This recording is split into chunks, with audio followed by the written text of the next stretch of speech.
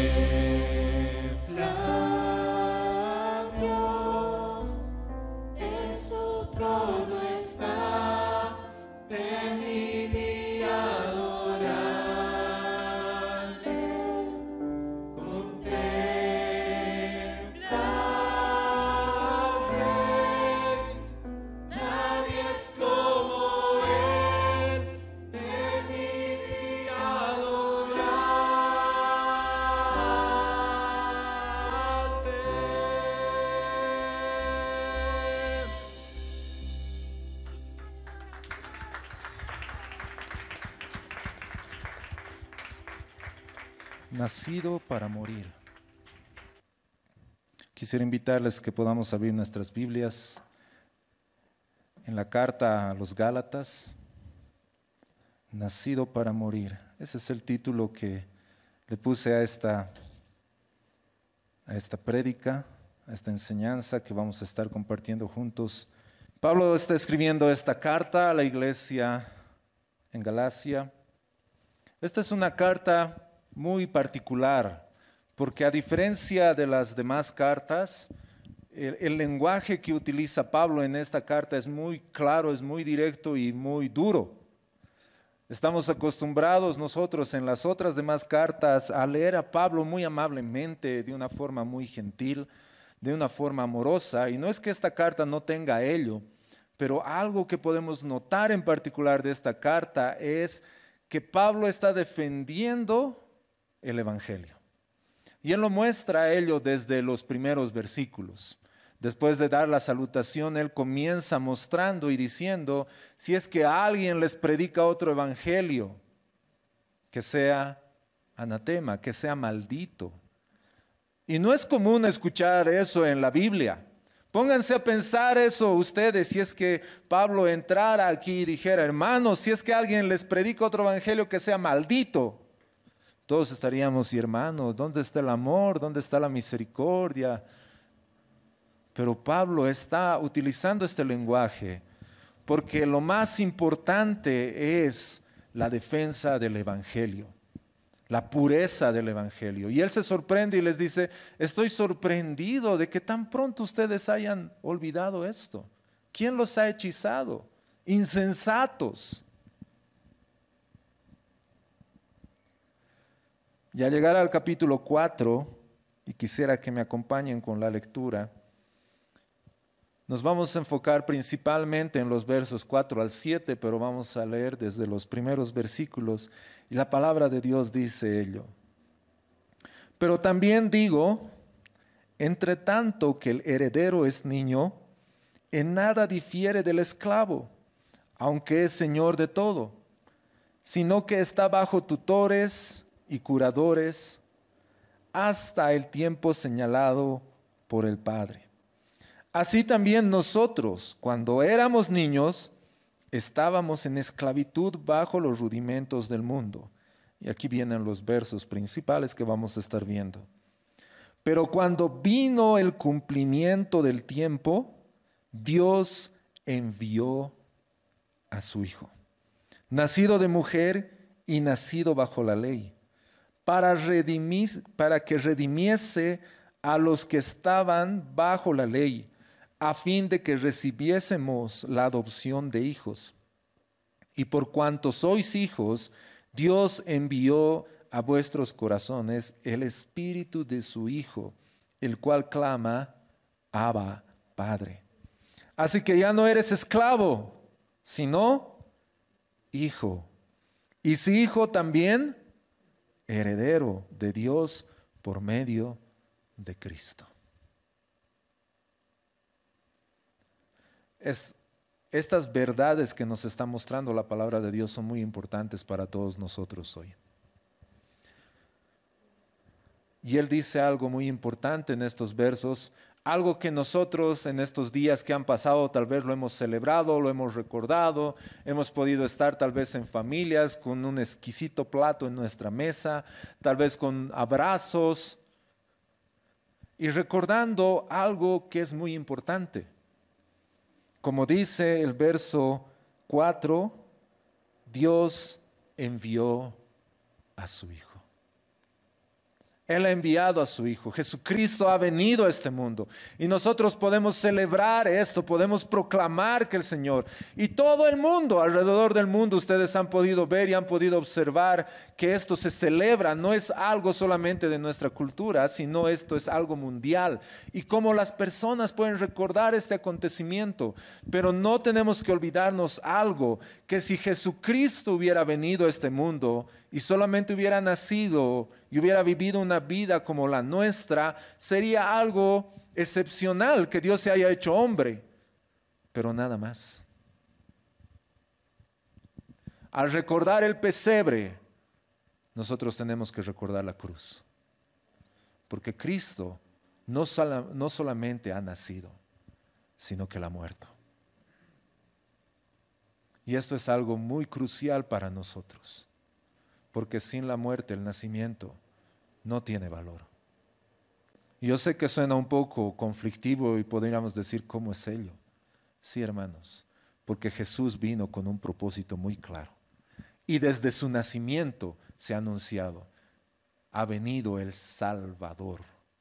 Jesucristo vino para morir. Jesucristo vino para salvarnos. Jesús no ha venido para ser un gran profesional. Jesucristo no ha venido para ser un ejemplo de hombre. Jesucristo ha venido para morir. Y para morir por ti y por mí en nuestro lugar en aquella cruz. Y eso es lo que Pablo nos está mostrando cuando ha llegado a ese cumplimiento. Jesucristo ha sido enviado por Dios, por su Padre, para morir. Así que, hermanos, quisiera que tengamos esto en cuenta. Exaltemos a Jesús, quien vino a dar su vida para redimirnos y adoptarnos. Exaltemos a Jesús, pero no exaltemos simplemente por su nacimiento, sino exaltemos a Jesús porque Él ha venido a dar su vida para redimirnos y adoptarnos. Ese es el verdadero propósito de la Navidad. Ese es el verdadero propósito por el cual nosotros podemos celebrar un nacimiento. A veces nosotros celebramos y en el mundo podemos ver nacimientos, podemos ver hombres que nacen y comienzan a crecer y se vuelven grandes hombres, ejemplos, pero nada más.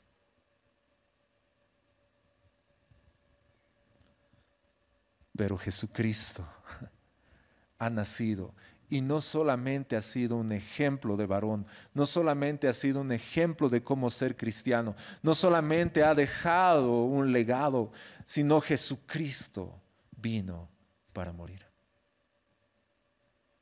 Ese es el sentido de la Navidad. Yo quisiera que en esta mañana podamos ver 3 aspectos que nos muestra la palabra de Dios a raíz de esto, a raíz de reconocer que Jesucristo ha nacido. El primero que vamos a ver es para redimirnos. Jesucristo ha venido para redimirnos. Y vean lo que dice el verso 4 y la primera parte del verso 5, dice, pero cuando vino la plenitud del tiempo, es decir, Pablo está mostrando, y los versos previos que hemos leído, él nos está mostrando cuál es la condición de un hijo y de un esclavo. Y a pesar de que el hijo en su corta edad pueda tener lo mismo que un esclavo, pero después se convierte a alguien mucho más. Entonces, por eso dice, cuando vino la plenitud del tiempo, es decir, el tiempo se había cumplido. En otra parte dice que a su tiempo Jesús vino. Hermanos, Jesús ha venido a un tiempo preciso y no solamente en la historia de la humanidad, porque si pudiéramos pensar nosotros humanamente y dijéramos, esta es la mejor época para que Jesús hubiera venido, ¿sí o no? Imagínense, hubiéramos visto todos en vivo y en directo sus milagros. Así como a veces vemos los eventos en la televisión, en nuestro celular, y sale una noticia, ¿no? Transmitiendo en vivo. Imagínense a Pedro, ahí, miren, estoy transmitiendo en vivo lo que Jesús calma la tormenta, ¿no? Y todos, wow. Humanamente podría ser algo, wow. Pero hermanos, a su tiempo. Dios es soberano y sabe cuándo es el tiempo perfecto. Pero cuando vino la plenitud del tiempo, ¿qué pasó? Dios envió a su Hijo. Dios ha enviado a su Hijo. Ahora, la pregunta es, ¿Dios sabía a qué estaba enviando a su Hijo? Dios no estaba diciendo, por favor, hijo, ve y habla, arregla lo que ha pasado a raíz del pecado, no. Recordemos que en Isaías capítulo 53, si ustedes lo pueden ver en otro momento, todo este capítulo nos muestra al siervo sufriente. Está hablando del Hijo del Hombre, del siervo sufriente, que lo que iba a pasar. Y en un versículo dice, con todo esto Dios quiso. Y hasta hay una pregunta, ¿quién mató a Jesús? Y la respuesta está en la Biblia, hermanos, Dios. Dios ha enviado a su Hijo, Él sabía exactamente para qué lo estaba enviando. Y Dios lo ha enviado, hermanos. Todo lo que nosotros podemos ver en el Evangelio no es simplemente a Jesucristo, sino es a Dios Padre, Dios Hijo y Dios Espíritu actuando en una perfecta comunión de lo que es la Trinidad y mostrándonos lo que es el Evangelio para nuestras vidas. Si Dios no hubiera querido, imagínense si la idea hubiera partido de Jesús de decir, quisiera ir a hacer algo por la humanidad y el Padre le hubiera dicho, no, no estoy de acuerdo. No, Dios quiso enviar a su Hijo, nacido de mujer. Es decir, que Jesucristo ha nacido como nosotros. La diferencia que ha sido concebido por el Espíritu Santo, porque era sin pecado, perfecto. Y algo importante que dice, nacido bajo la ley. Qué interesante lo que menciona Pablo en esto, nacido bajo la ley. En ese tiempo estaban en el pacto antiguo. Ellos estaban viviendo todo lo que conlleva la ley. Y en el verso 5, la primera parte, fíjense lo que dice. A fin, estoy leyendo, perdón, la NBLA, otra versión dice, a fin de que redimiera a los que estaban bajo la ley. Es decir, si nosotros nos ponemos a pensar, lo que nos está diciendo es, Dios ha enviado a su Hijo nacido de mujer, es decir, que Jesucristo tenía que ser como nosotros para hacer nuestro sacrificio y ser nuestro sustituto perfecto. Pero no solamente eso, sino que vino bajo la ley para los que estaban bajo la ley sean libres. Él era el Cordero perfecto. Él era el sacrificio perfecto para nosotros.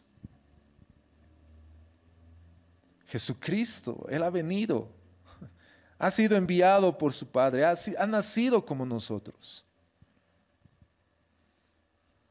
Y algo muy interesante, hermanos, es que la forma en que Él nació no es casual. La forma en la que Él ha nacido, y no me refiero al parto mismo, sino en el lugar en que Él ha nacido, es algo teológicamente, doctrinalmente muy importante para nosotros. Yo sé que esas palabras a algunos les causa urticaria, pero son bíblicas. Y esto es algo, hermanos, que tenemos que tener muy en claro. No es coincidencia, no es que José y María estaban buscando un lugar y no sabían a dónde ir y de repente casualmente han terminado en Belén y en un establo, en un pesebre. No, eso es algo que estaba escrito en la palabra del Señor y que se tenía que cumplir. Y para nosotros esto en la enseñanza, en la doctrina, es algo trascendental. Si ustedes ven los personajes que han nacido y han tenido incidencia en Belén, se sorprendrían. ¿Dónde ha sido ungido David? ¿Dónde ha nacido David? En Belén. Entonces, como leí en algún post en el Facebook, y es algo verdadero, el nacimiento de Cristo es un evento que muestra que las promesas de Dios se cumplen. Hermanos, este acontecimiento para nosotros es hermoso, porque no solamente quiere decir que Jesucristo ha venido y se ha hecho como nosotros, sino que todo lo que nosotros podemos ver en el Antiguo Testamento se ve cumplido en Cristo Jesús. Por eso Pablo en 2 Corintios puede llegar a decir, todas las promesas de Dios se cumplen en Él. Es decir, en Cristo Jesús, no en el sí y en el amén. A veces tergiversamos esa escritura. Pablo no se está refiriendo al sí. No es que nosotros tenemos que decir sí, sí, amén, amén. No, es en Cristo que se cumplen todas las promesas de Dios. Por eso dice, en Él se cumplen todas las promesas. Sí, amén. No está en nuestra boca el poder sino está en Cristo, que es la más grande promesa de Dios para nosotros. Y algo que me encantó, y la verdad esto hace un par de semanas estaba pensando, meditando en lo que estamos compartiendo y algo que es sorprendente, hermanos, en pensar y decir, ¿por qué Jesús ha tenido que nacer en un establo y en un pesebre? Y a veces nosotros pensamos, no sé en particular en ustedes, pero desde pequeño a mí me han enseñado y me han dicho de que Jesús ha nacido ahí. ¿Por qué? Por su humildad, porque era humilde, Él tenía que venir a servir humildemente. Está bien, pero ese no es el verdadero propósito. El verdadero propósito es, pónganse a pensar en estos dos. Cuando Juan ve a Jesús, ¿qué dice? Cuando ve en Juan, en el Evangelio de Juan, ve Juan a Jesús, ¿y qué les dice a las personas? He aquí el Cordero de Dios. Si nosotros recordamos esta palabra y vemos todo el Antiguo Testamento, vamos a ver algo muy claro. El Cordero, ¿dónde nacen los corderos, hermanos? ¿Coincidencia o un Dios soberano? Es un Dios soberano, hermanos. Jesucristo, no era coincidencia que todo tenía que estar lleno, que no había campo en una posada, en un hotel, sino que Jesucristo es el Cordero de Dios y tenía que nacer en un pesebre, en un establo como todos los animales, porque Él era el Cordero de Dios perfecto, santo, que iba a ser para nosotros nuestro sustituto. Hermanos, tenemos un Dios asombrosamente soberano, que todo lo tiene planificado. Ese es nuestro Dios. Y leía en un artículo algo que me encantó mucho con respecto a esto del pesebre, y tal vez lo han leído ustedes. ¿Qué era el pesebre? El pesebre era el lugar donde se ponía al cordero que iba a ser sacrificado.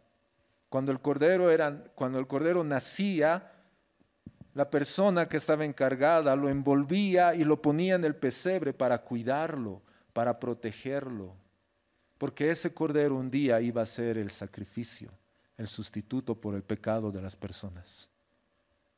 Cristo ha nacido, ha sido envuelto por su madre y ha sido puesto en un pesebre, porque Él es el cordero que iba a ser el sacrificio perfecto por nuestros pecados. Hermanos, Cristo ha nacido para morir por ti y por mí. Él ha nacido ¿para qué? Como dice aquí la palabra de Dios, dice, a fin de qué? De redimir. Es decir, el propósito, el primer propósito que podemos ver en estos versos es la redención, que nos redimiera. Cristo, ese Cordero, ha venido a pagar nuestra deuda para que nosotros podamos estar delante de un Dios santo. A redimirnos. Este es un término muy hermoso, hermanos. A veces les doy este ejemplo a los jóvenes. Pónganse a pensar que todos aquí, todos nosotros tenemos una deuda. Cada uno de $10 millones. ¿Alguien podría pagar? Y tienen que pagar hasta mañana, hermanos, si no a la cárcel.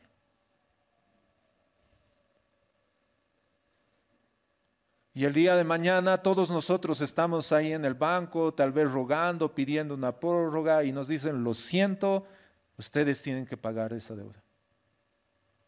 Y no podemos.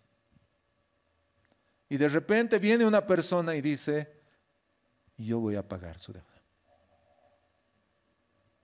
Los voy a redimir. Y Él agarra y paga esa deuda. Eso es redención.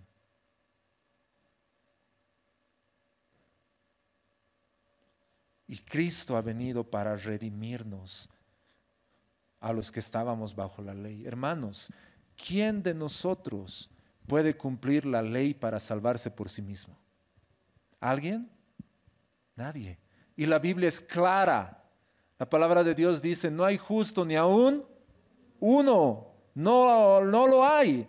Y es muy hermoso esa parte de Romanos, porque lo que está haciendo Pablo en la primera parte, en el capítulo 1, versos 18 en adelante, está mostrándonos a tres grupos de personas, tanto a los judíos, tanto a los gentiles y a quien quiera que seas. Y yo me imagino escrituralmente que Pablo está escribiendo esta carta y pensando primero en este grupo de los judíos, y dice, ustedes no pueden. Segundo grupo, los gentiles, ustedes no pueden. Y el tercer grupo, cuando dice, hombre, quien quieras que seas tú, es como si Pablo nos estuviera mirando a nosotros y dijera, quien quiera que seas tú, no puedes. No hay justo ni aún uno. Nadie puede salvarse por sí mismo. Ha habido personas que se han acercado a Jesús y le han dicho, y Jesús, ¿qué ha terminado diciéndole? Se acercó un hombre y este hombre le dijo, ¿cuál es la ley? Y después Jesús le responde y este hombre le responde y Jesús le dice algo bien importante, no estás lejos. Pero no le dice, tienes razón, tienes entrada. Dice, no estás lejos. Pero hermanos, el no estar lejos no significa que lo haya logrado. ¿Cuántos de nosotros hemos en alguna rifa si alguna vez han participado, tienen el papelito, ¿no? Y está ahí en los números. Y el número premiado es 4, 9, 0, 2. Pucha, yo tenía el 1. Estaba cerca. Pero el estar cerca no te hace acreedor. Lo mismo para nosotros, hermanos. Necesitamos un Salvador, que es Cristo, el Señor. Nadie por sí mismo. Por eso dice, para los que estaban bajo la ley, el Señor tenía que redimirnos, el Señor tenía que acumular la justicia necesaria para pagarla en nuestro lugar, para que haya ese intercambio glorioso de que Él nos diera toda su justicia y nosotros toda nuestra maldad y ser presentados ante Dios justos. Él nos ha redimido. Entonces, lo primero que nosotros podemos ver como implicancia en lo que significa que Jesús ha nacido para morir, que Él ha venido y se ha hecho como nosotros, es la redención, que Él nos ha redimido. La segunda que nos muestra estos versos es la adopción, es decir, que somos adoptados. Y fíjense la continuación del verso 5 y el verso 6 dice, para que recibiéramos la adopción de hijos. Y porque ustedes son hijos, Dios ha enviado el Espíritu de su Hijo a nuestros corazones, clamando, Abba, Padre. Wow, hermanos, ¿se imaginan? ¿Qué es lo que ha hecho Dios? Señor, estábamos aquí muertos en nuestros delitos y pecados, estábamos apartados de Dios, estábamos lejos, estábamos bajo su ira, pero Dios en su misericordia, Él nos ha redimido, Él ha pagado el precio, pero el Señor no ha pagado y no nos ha dejado en medio camino. El Señor nos ha dicho, muy bien, te pago todo lo que debes, pero a partir de ahora, por tu cuenta propia, no te metas en más líos, por favor. Y si puedes, nos vemos en el cielo. ¿Eso dice la palabra? No, ¿qué dice la palabra, hermanos?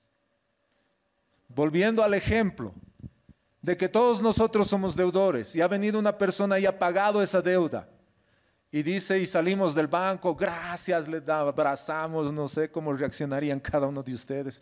Yo lo abrazaría y no me cansaría de decirle gracias. Y esta persona me miraría o te miraría y te dijera, está bien, no te preocupes, pero por favor, ya no acumules más deuda, ¿ya? Si no, ya no voy a poder hacer nada por ti. Si no, esa persona dice, ven, ahora vas a vivir conmigo, vas a ser mi hijo. ¿Se dan cuenta de lo hermoso que es esto, hermanos? Él nos ha adoptado. Él nos ha hecho sus hijos. No solamente ha pagado el precio, no solamente nos ha redimido, Él nos ha adoptado. Y este tema de la adopción es algo excepcional, hermanos. Una vez llamé, decía, no sé si recuerdan, dice, ¿cuál es la diferencia entre ser adoptados y ser hijos naturales? No sé cuántos estaban en esa enseñanza. ¿Cuál era la diferencia?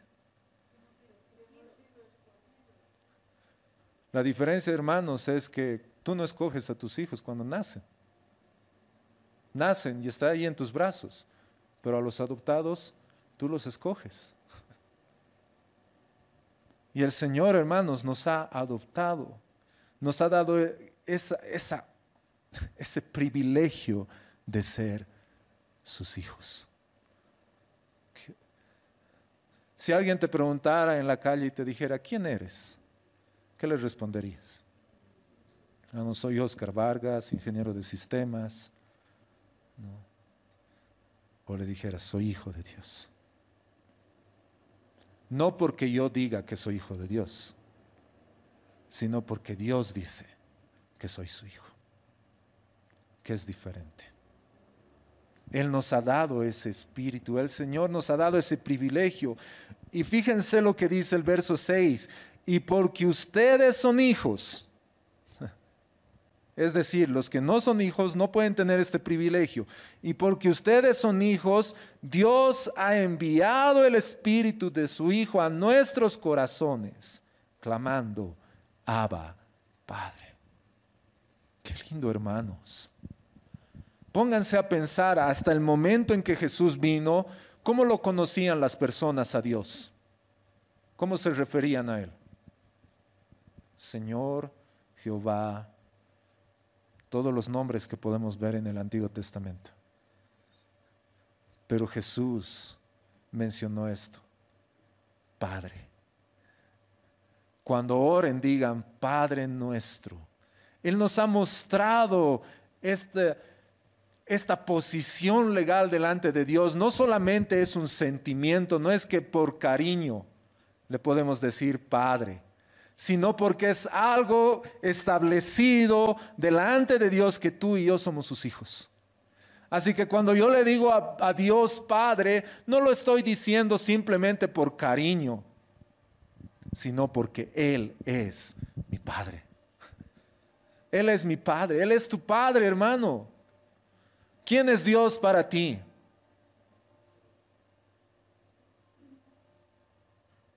¿Quién es? Él es tu Padre.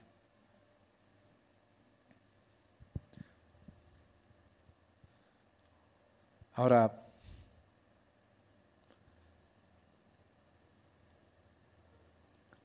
hay personas que yo conozco que están aquí, que tal vez no han tenido el modelo de un padre como debería ser. O es más, nunca han tenido un padre.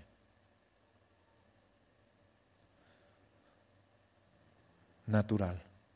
Pero hay una verdad, hermanos. Si tú eres hijo de Dios, tienes el mejor Padre del universo. Alguien que no te va a dejar, alguien que te va a proteger, alguien que te va a cuidar, alguien que cumple sus promesas, alguien que está ahí para ti verdaderamente 24/7. Como dice el Salmo 121, no se cansa, no desfallece, no duerme, Él te cubre bajo sus alas. Como dice el Salmo 91, el que habita al abrigo del Altísimo morará bajo la sombra del Omnipotente. Yo diré a Jehová, diré a mi Padre, ¿qué le voy a decir? Esperanza mía, mi Dios, mi castillo. Él es nuestro Dios. Él es nuestro Padre. Él nos ha dado ese privilegio para que recibiéramos. Él nos ha redimido con el objetivo de adoptarnos como sus hijos. Y al darnos el Espíritu de su Hijo en nuestros corazones podemos decir, Abba, Padre, Papito, mi Padre, mi Señor. Pero esto no termina ahí, hermanos. Hay algo más que nos muestra. Hemos visto que lo primero que el Señor, la implicancia de que Dios ha enviado a su Hijo, la primera es para redimirnos. La segunda es para adoptarnos. Gracias. Para adoptarnos. Y la tercera, ¿qué dice en el verso 7? Por tanto, ya no eres siervo, sino hijo. Y si hijo también, heredero. Entonces, la tercera es que somos herederos. ¿Por medio de quién? Por medio de Cristo. Hermanos, hay una parábola muy conocida para nosotros, que es la parábola del hijo pródigo, que así está. Pero tal vez en algún momento la vamos a compartir o se la ha compartido. La parábola no se trata de un hijo. ¿Cómo comienza la parábola? Tenía 2 hijos y los 2 eran pródigos, los 2 se habían alejado de Dios, de su padre. Pero teniendo en cuenta al primer hijo, ¿qué es lo que sucede con este hijo? Le pide a su padre todas las bienes, le dice, dame de mi parte. En ese tiempo básicamente le está diciendo, padre, quiero que te mueras.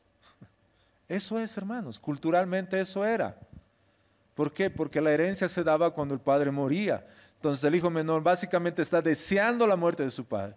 Y el padre accede, le da, el hijo va, lo malgasta todo. Conocemos la historia, terminando con los cerdos ahí, y recuerda y dice, pero en la casa de mi padre hay comida, ¿y qué hago yo aquí?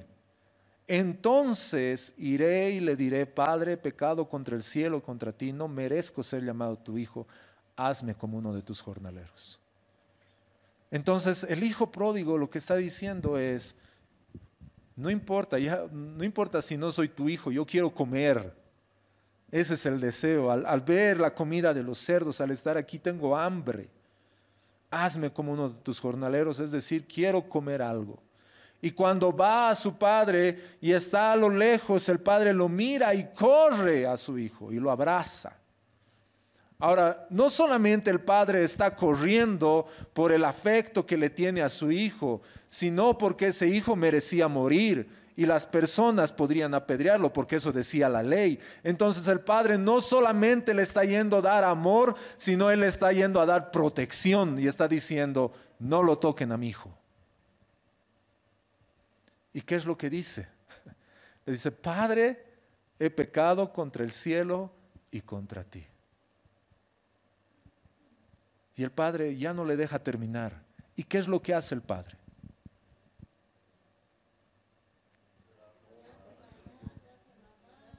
Le da un anillo, le dice, pónganle la mejor túnica.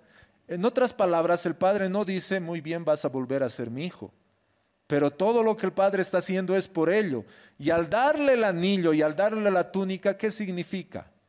Que a pesar que este hijo ha malgastado toda su parte de la herencia, el padre lo está volviendo a incluir a la herencia futura. Hermanos, nosotros cuando hemos pecado, desde Adán hasta nosotros, hemos sido excluidos de la gloria de Dios, hemos sido excluidos de la herencia del cielo, pero cuando Cristo vino, Él nos ha hecho parte nuevamente y ahora somos herederos con Cristo Jesús. No merecíamos vivir, hermanos, no lo merecíamos. Podíamos decirle, Señor, haznos como tus jornaleros, como los ángeles. No importa si me das el lugar más lejano en la mesa o si sirvo en ellas. Pero el Señor tenía otro plan para nosotros. Y si hijo, también heredero, por medio de Cristo. Si Cristo no hubiera venido a este mundo, no podríamos ser redimidos, no podríamos ser sus hijos y mucho menos herederos. Así que la implicancia que tiene su venida y su muerte para nosotros es muy grande, hermanos. No solamente celebramos la fecha en la que Él ha nacido, sino también deberíamos celebrar la fecha en que Él ha muerto y también celebrar la fecha en la que Él ha resucitado. Porque Él está vivo, hermanos.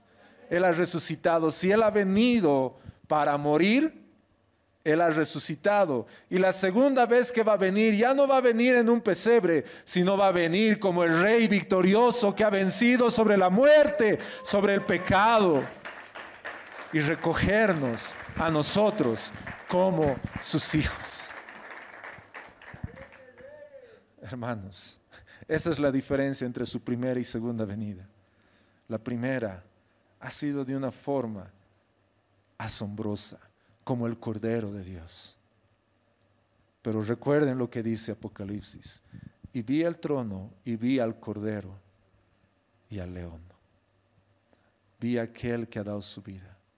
Y él mismo es el león de la tribu de Judá, el Rey de reyes y el Señor de señores, el que ha venido a este mundo para salvarnos, para rescatarnos. Ese es nuestro Señor, ese es nuestro Dios.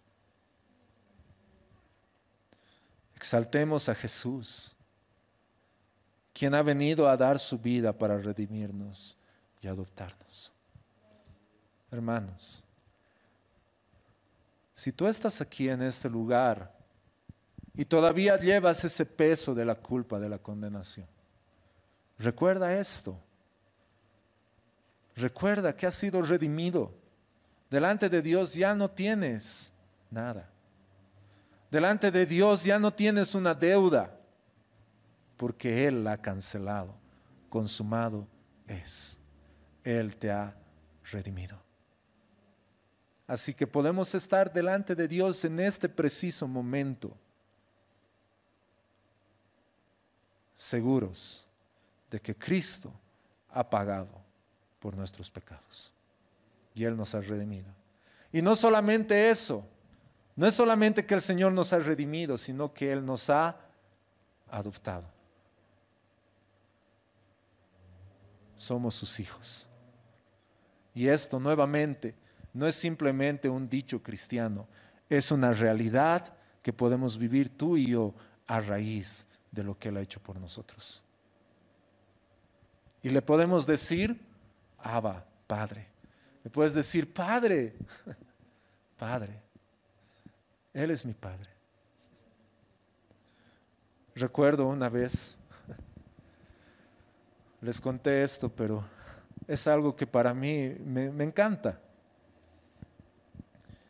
Cuando estaba trabajando en el colegio, estábamos en una reunión muy importante. Estaba la hermana Gloria, la directora del colegio Vida y Verdad. Estaban 2 padres de familia porque había un problema, como les decía. Estaba la profesora de vida y estábamos reunidos ahí. Era una reunión un poco tensa. Y de repente, en medio de toda esa tensión, se abre la puerta de la oficina de dirección y entra una niña de 5 años. Y todos la miran y esa niña se acerca hacia mí y me abraza y me dice: hola papi, ¿cómo estás? Yo no sabía qué hacer, yo no quería abrir la puerta y ese momento tener el poder de cerrarla rápidamente. Y entró, me abrazó y lo único que yo le dije es: saluda. Y saludó y dijo: buenas tardes, buenas tardes.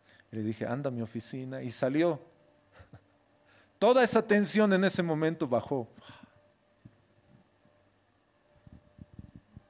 ¿Por qué esa niña tiene toda esa confianza de poder entrar y darle un abrazo a su padre? Porque ella sabe quién es su papá. Hermanos, podemos acercarnos al trono de la gracia. No al trono del juicio, no al trono donde Dios está con su rayo, como algunas veces nos muestran, y apuntándonos, no, al trono de la gracia, donde Él está sonriendo y diciendo: este es mi hijo, esta es mi hija, ven, te voy a dar un abrazo, porque te amo.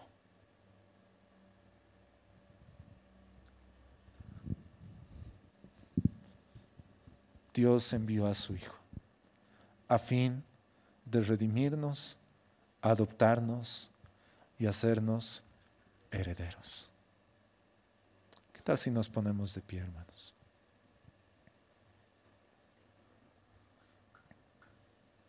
¿Cómo podemos ver ahora a Dios nosotros? ¿Qué es lo que Él ha hecho por nosotros? Y yo quisiera animarles a esto. Cuando estemos en estas fechas, y algo que la verdad me ha alegrado mucho, ¿saben qué es?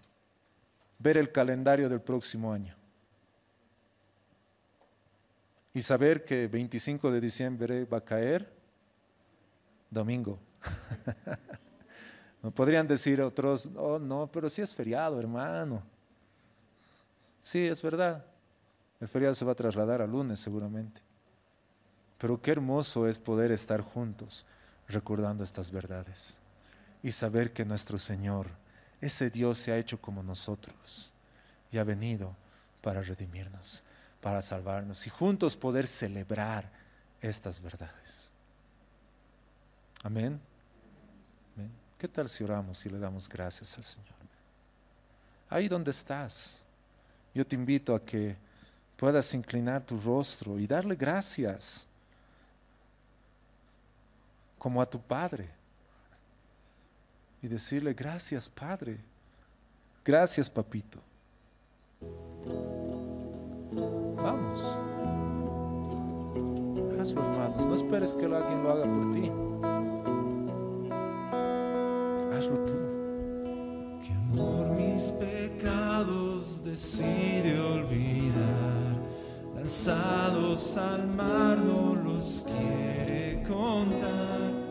Siendo consciente, olvida mi error. Mis faltas son muchas, su gracia es mayor. Que amor mis pecados decide olvidar, lanzados al mar no los quiere contar. Siendo omnisciente, olvida mi error. Mis faltas son muchas, su gracia es mayor. Paciente me aguarda en mi desviar, un Padre que tierno me llama al hogar. Recibe al débil y vil pecador. Mis faltas son muchas, su gracia es mayor.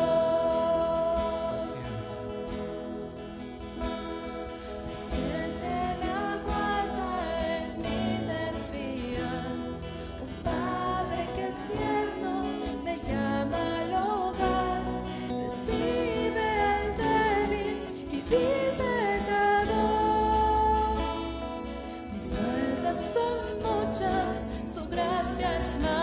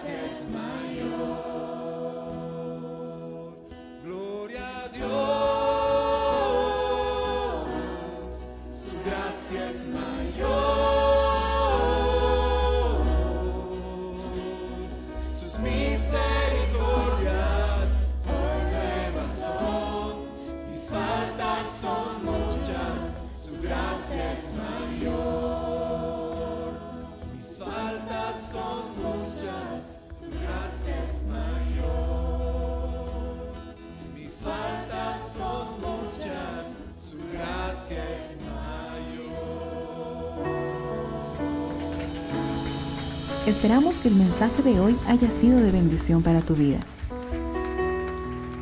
Si necesitas consejería o apoyo en oración, por favor no dudes en contactarte. Escríbenos a los siguientes números de WhatsApp. En la Ciudad del Alto, al número 719-05-791. 719-05-791. En la zona central, al número 732-11-354. 732-11-354. En la zona sur, al número 75 25 70 56. 75 25 70 56. Que Dios te bendiga.